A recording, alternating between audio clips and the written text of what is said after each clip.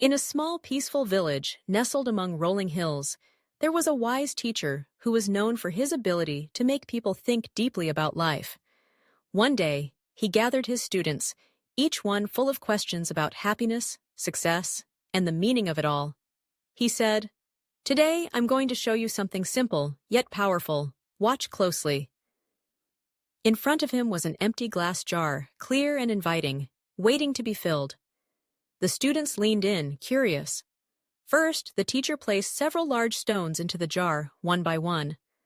The stones clinked against each other as they settled at the bottom. He asked, "Is the jar full?"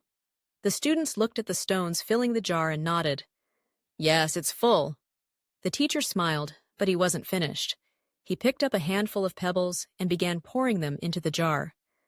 The pebbles slipped between the cracks and spaces left by the stones.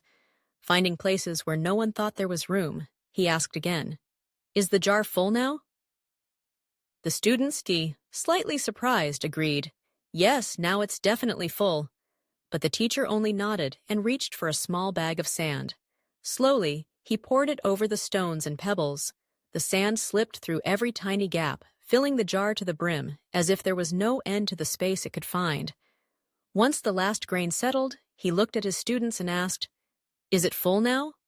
They hesitated, but finally nodded. "Yes, now it's completely full."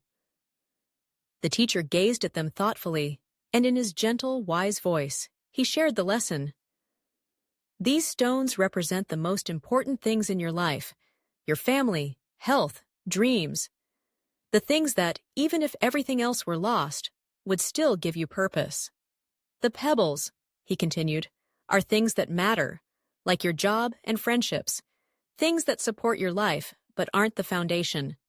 And the sand, he said, lifting a bit of it in his hand, is everything else.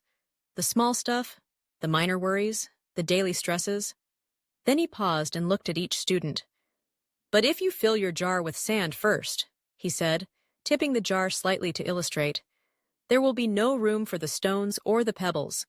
The things that matter most will be crowded out by things that matter least."